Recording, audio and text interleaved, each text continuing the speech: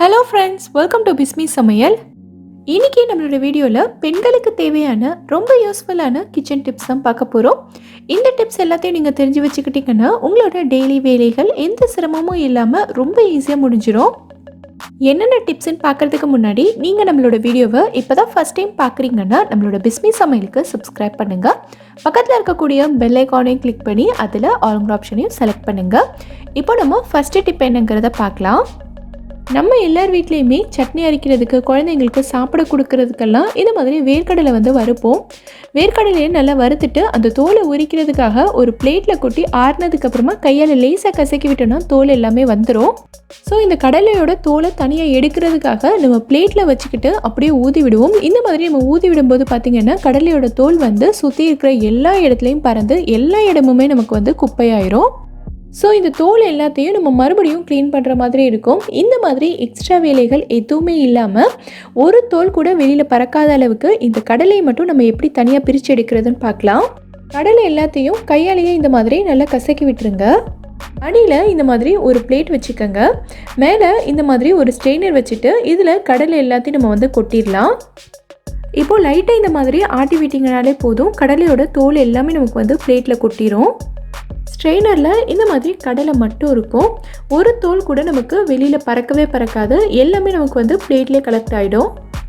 இந்த டிப் உங்களுக்கு ரொம்ப யூஸ்ஃபுல்லாக இருக்கும்னு நினைக்கிறேன். இப்போ அடுத்த டிப் என்னங்கிறத பார்க்கலாம். நம்ம வீட்டில் இந்த மாதிரி பிஸ்கெட் பேக்கெட் எல்லாம் பிரிச்சுட்டோன்னா இதை அடுத்து நல்ல ஒரு ஏர்டைட்டான கண்டெய்னரில் போட்டு நம்ம ஸ்டோர் பண்ணி வைக்கணும். இல்லைனா இந்த பிஸ்கெட் எல்லாம் ஒரு மாதிரி நமுத்து போன மாதிரி ரொம்ப சாஃப்டாக இருக்கும். அடுத்து இந்த பிஸ்கெட் எல்லாம் சாப்பிட்றதுக்கு நமக்கு நல்லா இருக்காது. இந்த பேக்கெட்டில் மேலே இருக்கிற ஒரு 3-4 பிஸ்கெட் பார்த்திங்கன்னா ரொம்ப சாஃப்டாக இருக்கும், குழந்தைங்களுக்கு கொடுத்தா கூட சாப்பிட மாட்டாங்க. ஸோ இந்த மாதிரி இருக்கிற நமுத்து போன பிஸ்கெட்டை நம்ம மறுபடியும் நல்ல புது பிஸ்கெட் மாதிரி நல்ல கிறிஸ்பியாகவும் ஃப்ரெஷ்ஷாகவும் எப்படி மாற்றுறதுன்னு பார்க்கலாம். ஸ்டவ்வை ஆன் பண்ணிவிட்டு இந்த மாதிரி ஒரு பேன் வச்சுக்கோங்க. இந்த பேன் நமக்கு ரொம்ப சூடாகக்கூடாது, லைட்டாக ஒரு 30 செகண்ட்ஸ்க்கு மட்டும் இந்த பேனை நம்ம சூடு பண்ணிக்கலாம். பேன் லைட்டாக சூடானதுக்கப்புறமா ஸ்டவ் ஆஃப் பண்ணிவிட்டு நமத்து போன பிஸ்கெட் எல்லாம் பேனில் இந்த மாதிரி ஒன்றா எடுத்து வச்சுருங்க. ஒரு நிமிஷத்துக்கு அப்புறமா இந்த பிஸ்கெட்டை நம்ம அடுத்த சைடும் பரட்டி விட்டுறலாம். ஸ்டவ் ஆஃப் பண்ணதுக்கப்புறமா தான் இந்த பிஸ்கெட்டை நீங்கள் பேன்லேயே வைக்கணும். ஸ்டவ் ஆன் பண்ணி வச்சுட்டு இந்த ப்ராசஸை செய்யவே செய்யாதீங்க. இப்போது அடுத்த ஒரு நிமிஷத்துக்கு அப்புறமா இந்த பிஸ்கெட்டை நம்ம எடுத்து பார்த்தோன்னா பிஸ்கெட் நல்ல கிறிஸ்பியாக இருக்கும். நம்ம பேக்கெட்டில் இருந்து இப்போ தான் ஓப்பன் பண்ண ஃப்ரெஷ்ஷான பிஸ்கெட் மாதிரி இருக்கும். ட்ரை பண்ணி பாருங்கள். இப்போ அடுத்து இந்த பிஸ்கெட்டை நீங்கள் ஸ்டோர் பண்ணும்போது இந்த மாதிரி ஒரு டப்பாவில் போட்டுட்டு கூடவே கொஞ்சமாக அரிசி சேர்த்துக்கங்க. நான் இன்றைக்கி சாப்பாடு அரிசி தான் சேர்க்குறேன். எந்த அரிசி வேணாலும் நீங்கள் சேர்த்துக்கலாம். நம்ம சேர்த்துருக்க இந்த அரிசி டப்பாவில் ஏதாவது ஈரப்பதம் இருந்ததுன்னா எல்லாத்தையும் டக்குன்னு எடுத்துரும். ஸோ நம்ம பிஸ்கெட் ரொம்ப நாளைக்கு நமத்து போகாமல் நல்லா ஃப்ரெஷ்ஷாகவே இருக்கும். இப்போது அடுத்த டிப் என்னங்கிறத பார்க்கலாம். அடுத்து இந்த டிப் ரொம்ப நாளாக நம்ம வீடியோவோட கமெண்ட்டில் ஒரு சப்ஸ்கிரைபர் சிஸ்டர் கேட்டுக்கிட்டே இருந்தாங்க, கொலுசு கிளீனிங்க்கு டிப் போடுங்கக்கான்னு. ஸோ அந்த டிப் தான் இந்த வீடியோவில் நான் இன்க்ளூட் பண்ணியிருக்கேன். இந்த கொலுசை பார்த்திங்கன்னா நான் க்ளீன் பண்ணி ரொம்ப நாளாயிருச்சு. இந்த வெள்ளி எல்லாமே நல்லா கருத்து போயிடுச்சு பாருங்கள். இந்த கொலுசோட பேக் சைடுமே ரொம்ப கருப்பாக இருக்குது. ஸோ இந்த மாதிரி நல்லா கருத்து போய் அழுக்கு படிஞ்சிருக்க கொலுசை நம்ம கடையில் கொடுத்து பாலிஷ் பண்ணுற அளவுக்கு நல்ல பலன்னு புதுசு மாதிரி க்ளீன் பண்ண போகிறோம். எப்படிங்கிறத பார்க்கலாம். இப்போ பார்த்தீங்கன்னா இந்த பவுலில் நான் தண்ணி சேர்த்து சூடு பண்ணியிருக்கேன். தண்ணி நல்ல சூடானதும் இதில் 1/2 டீஸ்பூன் அளவுக்கு பேக்கிங் சோடா சேர்த்துக்கிறேன். இது நம்ம எப்போவுமே சமையலுக்கு யூஸ் பண்ணுற ஆப்ப சோடா தான். ரொம்ப சேர்க்க வேண்டாம், 2 கொலுசுக்கு 1/2 டீஸ்பூன் அளவுக்கு சேர்த்தா போதும்.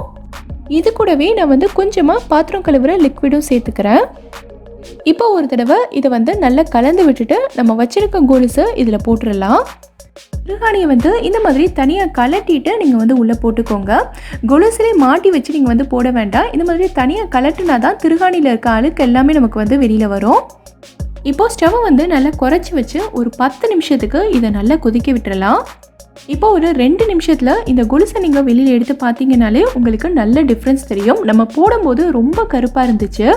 நம்ம சேர்த்துருக்க பேக்கிங் சோடா இந்த கொலுசில் இருக்க அழுக்கு எல்லாத்தையுமே ரொம்ப ஈஸியாக எடுத்துரும். தண்ணியோட கலரும் நல்லா மாறிக்கிட்டே வருது பாருங்கள். இப்போ இது ஒரு 10 நிமிஷத்துக்கு நல்லா கொதிச்சிருச்சு. இந்த தண்ணியை பார்த்தாலே உங்களுக்கு தெரியும்னு நினைக்கிறேன் தண்ணி எந்த அளவுக்கு அழுக்காக இருக்குன்னு. இப்போ இந்த ஸ்டவ்வை நம்ம ஆஃப் பண்ணிக்கலாம். இப்போ இது லைட்டாக ஆறட்டும். ஆறுனதுக்கப்புறமா நம்ம க்ளீன் பண்ணிக்கலாம். இப்போ இந்த தண்ணி எல்லாத்தையும் கீழே கொட்டிட்டு இந்த கொலுசை மட்டும் நான் தனியாக எடுத்துக்கிறேன். அடுத்து இந்த கொலுசை க்ளீன் பண்ணுறதுக்கு நம்ம டூத் பேஸ்ட் தான் யூஸ் பண்ண போகிறோம். எந்த பிராண்ட் டூத் பேஸ்ட் உங்கள் வீட்டில் இருந்தாலும் பரவாயில்ல, இது வேணாலும் நீங்கள் வந்து எடுத்துக்கலாம். கூடவே இந்த மாதிரி ஒரு டூத் ப்ரஷ்ஷும் எடுத்துக்கோங்க. நல்ல ஹார்டான பிரிசில்ஸ் இருக்கிற டூத் ப்ரஷ் எடுத்துக்கோங்க. அதுதான் நம்ம கொலுசை ஈஸியாக க்ளீன் பண்ணோம். இப்போவே நம்ம கொலுசுலேருந்து பாதி அழுக்கு போயிடுச்சு. அடுத்து இந்த டூத் பேஸ்ட்டும் போட்டு நம்ம க்ளீன் பண்ணும்போது கொலுசு வந்து நல்லா பளிச்சுன்னு புதுசு மாதிரி வந்துடும். கொலுசோட 2 பக்கமும் நல்லா திருப்பி அழுத்தி தேய்ச்சி விட்டுருங்க. இந்த மாதிரி நல்லா தேய்ச்சி விட்டுட்டு மறுபடியும் தண்ணியில் கழுவி எடுத்துட்டிங்கன்னா கொலுசு வந்து நல்லா பளிச்சுன்னு புதுசு மாதிரி வந்துடும். நான் முன்னாடி காட்டின கொலுசுக்கும் இப்போ காட்டுறதுக்கும் நல்லாவே டிஃப்ரென்ஸ் தெரியும்னு நினைக்கிறேன். நீங்களும் ட்ரை பண்ணி பாருங்கள். இந்த மாதிரி நம்ம கையில் போட்டிருக்க வளையல் பார்த்திங்கன்னா ரொம்ப வருஷமாக நம்ம கழட்டாமல் கையோடையே போட்டிருக்கும் போது ஒரு டைமில் நம்ம கழட்டுறதுக்கு ட்ரை பண்ணாலும் வளையல் வந்து கழட்டவே முடியாது.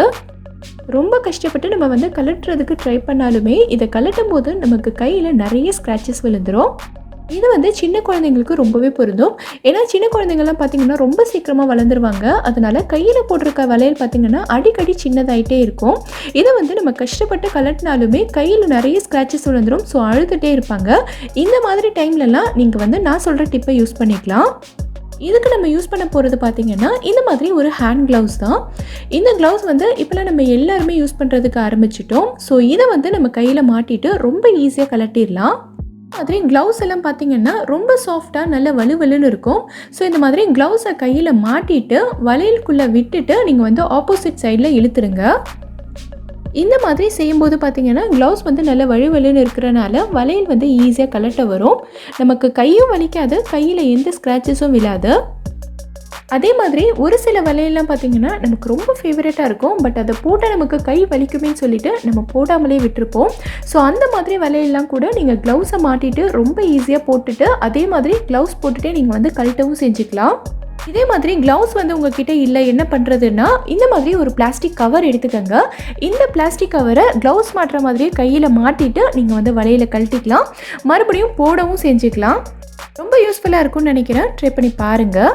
நம்ம வந்து பொரியல் செய்யும்போதோ குழம்பு செய்யும்போதோ பார்த்திங்கன்னா இந்த மாதிரி கடுகு, கருவேப்பிலை, வெங்காயம் எல்லாம் போட்டு தாளிப்போம். இதை வந்து நமக்கு லைட்டாக கண்ணாடி பதமாக வதங்கினா போதும், ரொம்ப வதங்கணுன்ற அவசியம் இல்லை. ஆனால் இதை வந்து நம்ம மறந்துட்டு ரொம்ப நேரம் ஸ்டவ்லேயே விட்டுட்டோன்னா இந்த வெங்காயம் எல்லாம் நமக்கு அடிப்பிடிச்ச மாதிரி ஆகிடும். சில சமயம் நம்ம காய்கறி சேர்த்து வதக்கும் போது கூட காய் எல்லாமே பாத்திரத்தில் ஊட்டிட்டு நல்லா அடிப்பிடிக்க ஆரம்பிக்கும். ஸோ அந்த மாதிரி டைம்லலாம் நீங்கள் வந்து டென்ஷன் ஆகவே வேண்டாம். ஸ்டவ்வை நல்லா குறைச்சி வச்சுட்டு 2 ஐஸ் க்யூப் எடுத்து இந்த பேனில் சேர்த்துருங்க. இந்த ஐஸ் க்யூப் சேர்த்த உடனேவே நமக்கு வந்து என்னாகும்னு பார்த்தீங்கன்னா பேனோட சூடு வந்து நல்லா குறைஞ்சிடும். இதுக்கப்புறமா நமக்கு வந்து அடிப்பிடிக்காது. அடுத்து நீங்கள் எப்பவும் போல் காயெல்லாம் சேர்த்து சமைச்சிக்கலாம். இனிமேல் நீங்கள் வந்து அடிப்பிடிக்கிறேன்னு டென்ஷன் ஆகிட்டு பாத்திரத்தை மாற்றவோ இல்லைனா சமைச்ச சாப்பாடை வேஸ்ட் பண்ணவோ வேண்டாம். இதே மாதிரி நீங்கள் வந்து ஃபாலோ பண்ணிக்கலாம். ரொம்ப யூஸ்ஃபுல்லாக இருக்கும்னு நினைக்கிறேன். ட்ரை பண்ணி பாருங்கள். இப்போது அடுத்த டிப் என்னங்கிறத பார்க்கலாம். காரக்குழம்பு, மீன் குழம்பு, வத்த குழம்பு இந்த மாதிரி புளி சேர்த்து வைக்கிற குழம்பு வகைகளுக்கெல்லாம் இந்த குழம்புல புளி வந்து கொஞ்சம் கூட போயிட்டாலே இதை வந்து நம்மளால் சாப்பிடவே முடியாது. ரொம்ப புளிப்பாக இருக்கும். வீட்டில் இருக்கிறவங்களும் சாப்பிட முடியாமல் நமக்கு குழம்பு வந்து வேஸ்ட் ஆகிற மாதிரி இருக்கும். நமக்கு பொரியல்லையோ குழம்புலையோ உப்பு கூட குறைய போயிட்டாலோ இல்லைனா காரம் கூடிருச்சுனாலோ கூட அதை எப்படி சரி பண்ணுறது நிறைய பேருக்கு தெரியும். ஆனால் புளி கூடிருச்சுன்னா அதை எப்படி பேலன்ஸ் பண்ணுறது நிறைய பேருக்கு ரொம்ப கன்ஃபியூஷனாக இருக்கும். ஸோ அந்த மாதிரி டைமில் நம்ம எப்படி பேலன்ஸ் பண்ணணுங்கிற டிப் தான் இது. உங்கள் வீட்டில் இந்த மாதிரி வெல்லம் இருந்துச்சுன்னா இதிலேருந்து ஒரு சின்ன பீஸ் எடுத்துக்கோங்க. இந்த வெல்லத்தை நம்ம குழம்புல சேர்த்துட்டு லைட்டாக மிக்ஸ் பண்ணி விட்டுருங்க. வெல்லம் சேர்த்துருக்கிறதுனால இந்த குழம்புல இருக்க புளிப்பு வந்து நல்ல பேலன்ஸ் ஆகும். நம்ம சாப்பிடும்போது நமக்கு அந்த அளவுக்கு புளிப்பு தெரியாது. நான் இன்றைக்கி வந்து மீன் குழம்புல செஞ்சுருக்கேன். காரக்குழம்பு, வத்த குழம்பு இந்த மாதிரி புளி சேர்த்து வைக்கிற எல்லா குழம்புலையுமே நம்ம இதை செய்யலாம். ட்ரை பண்ணி பாருங்கள். இந்த வீடியோவில் நான் சொல்லியிருக்க எல்லா டிப்ஸுமே உங்களுக்கு ரொம்பவே யூஸ்ஃபுல்லாக இருக்கும்னு நினைக்கிறேன். எந்த டிப் உங்களுக்கு ரொம்ப யூஸ்ஃபுல்லாக இருந்ததுங்கிறத கீழே இருக்க கமெண்ட்டில் எனக்கு சொல்லுங்கள். இந்த வீடியோ பிடிச்சிருந்தா லைக் பண்ணுங்கள். உங்கள் ஃப்ரெண்ட்ஸ், உங்கள் ஃபேமிலி மெம்பர்ஸ் கூட இந்த வீடியோவை ஷேர் பண்ணுங்கள். மறக்காமல் நம்ம பிஸ்மி சமையலுக்கு சப்ஸ்கிரைப் பண்ணிவிட்டு பக்கத்தில் இருக்கக்கூடிய பெல் ஐக்கானை கிளிக் பண்ணி அதில் ஆல்ங்கிற ஆப்ஷனையும் செலக்ட் பண்ணுங்கள். தேங்க்யூ.